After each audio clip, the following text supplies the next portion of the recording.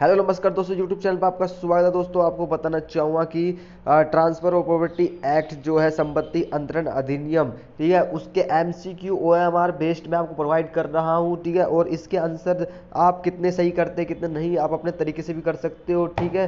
तो वीडियो अच्छी लगे तो लाइक करो, शेयर जरूर करो और मुझे पता है किस पे मुझे वीडियो बनानी चाहिए, ओके। तो सबसे पहले आपको दोस्तों बताना चाहूँगा कि यहाँ पर पहला ये क्वेश्चन बोल रहा है कि संपत्ति अंतरण अधिनियम लागू हुआ, कब लागू हुआ, आप बताइए इसका आंसर क्या होएगा। तो आप जल्दी से आप इसका टिक लगाइए। तो इसका आंसर दोस्तों, अभी क्या आपका आंसर सही है गलत है तो ये आपको बताना चाहता हूँ। 1882 में लागू हुआ था, मगर कब हुआ था? 1 जुलाई 1882 में। याद कर लेना, इसका सी आंसर इसका आंसर हो जाएगा 1 जुलाई 1882 में इसका आंसर हो जाएगा। अगला बोलता है भागिन भागिन पालनकर्ता को अपने कब्जे की सुरक्षा का हक प्राप्त है। भागिन इसका आंसर क्या गलत है या सही है, या पूर्ण प्रतिफल प्रदान करने पर ही हक प्राप्त होगा, कब्जा सौंपना आवश्यक नहीं है, ठीक है। भागिन पालनकर्ता को अपने कब्जे की सुरक्षा का हक प्राप्त है। तो इसका आंसर क्या हो सकता है, आप बताइए। तो इसका आंसर सही, ये बोल रहा सही है, ठीक है, उसको हक मिलना चाहिए। अगला दोस्तों, अगला ये क्वेश्चन बोलता है, ये अगला क्वेश्चन है, ये इसको थोड़ा ऐसे कर लेते हैं, ठीक है। अगला क्वेश्चन बोल रहा है स्थावर संपत्ति के पट्टे का अवसान निम्न प्रकार से होगा। स्थावर जो संपत्ति है उसका पट्टा होता है, उसका अवसान किस प्रकार से होगा? मौखिक सूचना के द्वारा, या लेखबंद सूचना के द्वारा, या अभिकर्ता को भेजकर, या टेलीफोन के द्वारा। आप बताओ इसका आंसर क्या होगा दोस्तों। मैं आपको बताऊंगा, इसका मतलब लेखबंद द्वारा जो होगा, जो पट्टे का जो अवसान होगा लेखबंद के द्वारा होगा। अगला क्वेश्चन दोस्तों ये बोलता है कि अचल संपत्ति में शामिल नहीं है। अचल संपत्ति में क्या शामिल नहीं है दोस्तों? मकान, घूमता हुआ सिनेमाघर, या खड़ी फसल, या रेलवे स्टेशन, क्योंकि रेल चलती है। तो अचल संपत्ति में क्या शामिल नहीं है दोस्तों? खड़ी फसल। क्या खड़ी फसल अचल संपत्ति में शामिल नहीं है, ठीक है। खड़ी फसल जो फसल होती है वो होती है चल संपत्ति में शामिल हो जाएगी। बाकी जो मकान हो गया, सिनेमा घर हो गया, और ठीक है रेलवे स्टेशन हो गया, खड़ी फसल इसमें अचल संपत्ति में शामिल नहीं होगा, ठीक है। अगला एक क्वेश्चन पूछता है नीचे दिए गए किस दस्तावेज को अनुप्रमाणीकरण की आवश्यकता नहीं है? अनुप्रमाणीकरण की आवश्यकता नहीं है। इच्छा पत्र, या स्थावर संपत्ति का दान, या ऐसा बंद पत्र जिसके द्वारा सुनिश्चित की गई मूल रकम 100 रुपये से अधिक हो, या स्थावर संपत्ति का विक्रय पत्र। क्या हो सकता है इसका आंसर दोस्तों? इसका आंसर है सा, इसका आंसर हो जाएगा, ठीक है, जो 100 रुपये से अधिक हो, ठीक है। अगला बोल रहा है दोस्तों किसी दस्तावेज का अनुप्रमाणीकरण करने वाला साक्षी हो सकता है।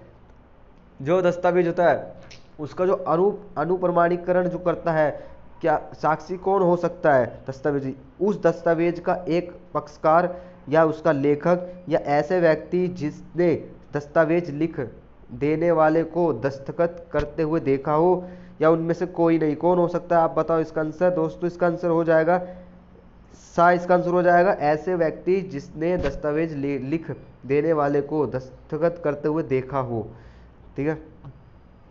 अगला क्वेश्चन बोलता है भावी संपत्ति का दान किया जा सकता है। भावी संपत्ति का दान किया जा सकता है, सही है या गलत है? या संपत्ति भविष्य के दान देने पर वैध होगा, या भावी संपत्ति के दान को स्वीकार करने से वैध होगा? ये क्या है इसका आंसर? गलत है इसका आंसर। मतलब भावी संपत्ति का दान किया जा सकता है, नहीं किया जा सकता, गलत है, ठीक है।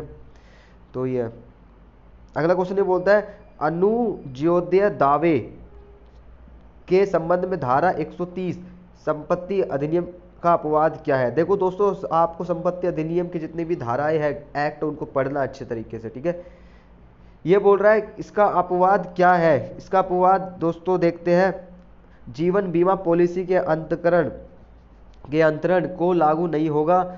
समुद्री बीमा या अग्नि बीमा पॉलिसी के अंतरण को लागू नहीं है, या वाहन बीमा या अग्नि बीमा पॉलिसी के अंतरण को लागू नहीं है, या उपयुक्त बीमा पॉलिसी के अंतरण को लागू नहीं होगा। ये कौन सा बोलता है? ये दोस्तों इसका आंसर हो जाएगा वाहन बीमा। ध्यान रखना, वाहन बीमा या अग्नि बीमा पॉलिसी के अंतरण को लागू नहीं होता, ठीक है। ये बोलता है, ठीक है। अगला बोलता है निम्न कथनों में से कौन सा कथन सही नहीं है, आप बताइए।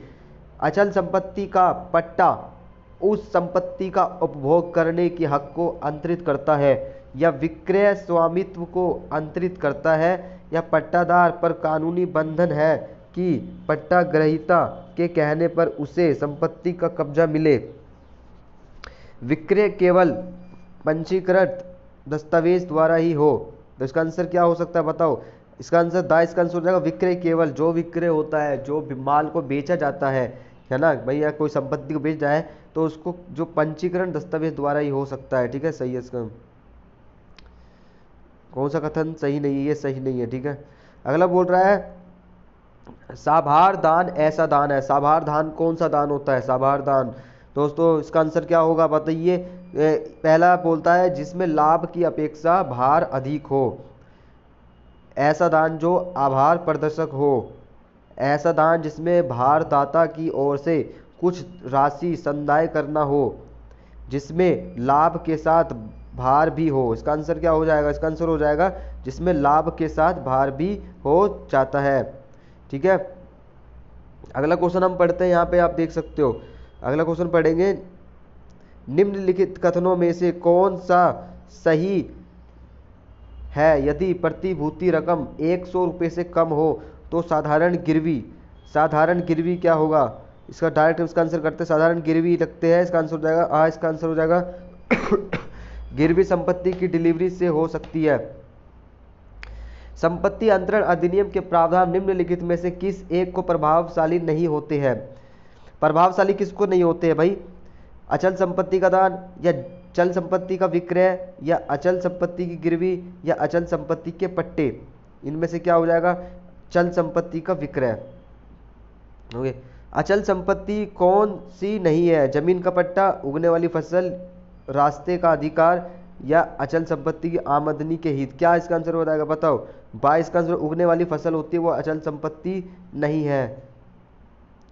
अगला बोलता निम्नलिखित में से कौन सी दशा में स्थावर संपत्ति का अंतरण जो ट्रांसफर लिखे बिना किया जा सकता है। कौन सी दशा में, इसका आंसर देखो, इसका आंसर 11 मास की अवधि की पट्टा से। अगला क्वेश्चन ये बोलता है निम्नलिखित कथनों में से कौन सा गलत है। ये इसको कर लेना, ठीक है, जल्द से जल्द, मैं जल्दी करा रहा हूँ ताकि तुम्हारा पेपर हो सके। पट्टे के पंजीकरण लेख पर पट्टादाता तथा पट्टा ग्रहीता दोनों के हस्ताक्षर आवश्यक नहीं है। कौन सा गलत नहीं, ये भी आप कर लेना। इसका आंसर मैं आपको दिखा देता हूँ। ठीक है, 100 रुपये से कम मूल्य की अचल संपत्ति का दान ग्रहीता को परिदान करने से हो सकता है। कौन सा कथन सही है, कौन सा कथन गलत है, ये बहुत क्वेश्चन आते हैं इसमें। निम्न कथनों में से कौन सा कथन गलत है, कौन सा कथन गलत है। इसका आंसर हो जाएगा सा बोलता है विधिवत दान के लिए यह आवश्यक नहीं है कि दान ग्रहीता दान को स्वीकार करे। निम्नलिखित में से कौन सा हित अंतरणीय नहीं है, कौन सा हित अंतरण मतलब ट्रांसफर नहीं है। ठीक है, इसका आंसर इसका हो जाएगा उत्तराधिकार की संभावना पर आधारित हित जी। अगला बोलता है अजात व्यक्ति ठीक है, अजात व्यक्ति के पक्ष में हित सृजित करने के लिए निम्नलिखित में से कौन आवश्यक है, कौन आवश्यक है। इसका आंसर हो जाएगा सभी आवश्यक है। क्या है, सभी। अब ये बोलता है का दान पत्र द्वारा खा को 5000 रुपये का बीमा, 5000 रुपये का बीमा हाथी तथा झोपड़ी दान में देता है। ठीक है, 5000 बीमा करता, 5000 रुपये का बीमा हाथी झोपड़ी और दान में देता है। इस संदर्भ में निम्नलिखित में से कौन सा कथन सही है, कौन सा कथन सही है। इसका आंसर सही है, इसका आंसर सही है दोस्तों, मैं आपको बताऊंगा। इसका आंसर सही है। खा को यदि दान स्वीकार करना है तो उसे तीनों ही वस्तुएं लेनी चाहिए। ठीक है, इसका आंसर हो जाएगा। बाकी क्वेश्चन करते हैं जल्दी जल्दी। अब यह बोलता है निम्नलिखित में से कौन सा अचल संपत्ति की श्रेणी में नहीं आता है। होठ एवं पट्टे का अधिकार, या सीलिंग फैन का विक्रय, या सूखाधिकार, या भूमि बताओ क्या नहीं आता? सीलिंग फैन का विक्रय, जो सीलिंग फैन का जो विक्रय किया गया है वो अचल संपत्ति की श्रेणी में नहीं आता है। अगला बोला निम्नलिखित में से कौन अचल संपत्ति में सम्मिलित है? अचल संपत्ति में कौन सम्मिलित है? घास, उगती फसलें, बढ़ता हुआ महुआ का झाड़, खड़ा काष्ठ। क्या है इसका आंसर दोस्तों? बढ़ता हुआ महुआ का झाड़। ठीक है। अगला बोलता है, और डायरेक्ट इसका आंसर दिखा देता हूँ, ठीक है, कर लेना इसको। अचल संपत्ति का विक्रय यदि उसका 80 रुपये से मूल्य है। अब धारा आ गई है, धारा 11, संपत्ति अंतरण के अपवाद स्वरूप निम्नलिखित में से किसे कहा जा सकता है? धारा 11 संपत्ति का अपवाद निम्नलिखित किसको कहा जा सकता है दोस्तों? इसका आंसर हो जाएगा दोनों को। मतलब जहां संपत्ति के दूसरे टुकड़े के फायदे के लिए निर्देश हो, जहां पर दान पत्र में ऐसा निर्देश विखंड की शर्त हो। ठीक है। अगला बोला कथन बताइए, कथन, सत्य कथन बताइए। इसका आंसर भी डायरेक्ट बताते हैं, ऊपर सभी इसके सत्य कथन है। ठीक है। अगला क्वेश्चन बोलता है आ तथा बा ने करार किया। करार मतलब कॉन्ट्रैक्ट किया, एग्रीमेंट किया। ठीक है। आ और बा ने करार किया, ठीक है, कि आ तथा उसके वंशज बा, ठीक है, आ उसके वंशज क्या है? बा है। आ तथा उसके वंशज, आ तथा उसके वंशज, इसमें दोबारा बताता हूँ। ठीक है। बताइए, आ तथा उसके वंशज, आ और उसके वंशज, ठीक है, बा तथा उसके परिवार वालों को पीढ़ी दर पीढ़ी मंदिर का पूजन नियुक्त करेंगे। मतलब बा तथा उसके परिवार को, बा और परिवार को, इसमें क्या समस्या है? ठीक है। इसमें ये समस्या है शाश्वतता वैध है। क्या इसमें शाश्वतता वैध है? ओके। निम्नलिखित में से कौन से तरीके संपत्ति बंधक द्वारा अंतरित करने के लिए अपनाए जाते हैं? इसका डायरेक्ट आंसर करते हैं सभी हो जाएगा। ठीक है। सभी, रजिस्ट्रीकृत द्वारा या कब्जे की दिहानी द्वारा या हक विलेख जमा करने के द्वारा।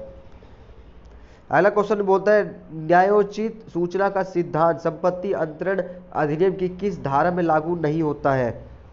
ठीक है। न्यायोचित सूचना का सिद्धांत धारा 100 में इसका आंसर हो जाएगा लागू नहीं किया जा सकता है। अगला क्वेश्चन बोलता है एक सर्वस्त दाता के ऋणदाताओं के प्रति दायित्वाधीन है। सर्वस्व अदाता का दायित्व है, क्या है? ये पढ़ो इसको। बी बा इसका आंसर हो जाएगा उसके पास दान स्वरूप की गई संपत्ति के मूल की सीमा तक हो सकता है। अगला क्वेश्चन बोलता निम्नलिखित में से कौन संपहरण द्वारा पट्टा के पर्यवसान का आधार है? इसका आंसर हो जाएगा आ अभिव्यक्त शर्त के भंग होने पर। दोस्तों वीडियो को अगर आप पार्ट सेकंड बोलने से पार्ट सेकंड भी बना देंगे। ठीक है। और मैं आपको बताना चाहूँगा कि अगर आप टेलीग्राम को ज्वाइन करते हो मेरे को, तो मैं आपको पूरे के पूरे इसके PDF आपको सेंड कर दूंगा। ओके। तो पूरे 100 जो भी क्वेश्चन है जितने भी ज़्यादा बनते हैं। ओके। अगर आपको और वीडियो बनवानी है तो कमेंट बॉक्स पे लिखे और अच्छे तरीके से वीडियो बनाई जाएगी। ओके। लाइक करें, शेयर करें। ओके वीडियो, धन्यवाद।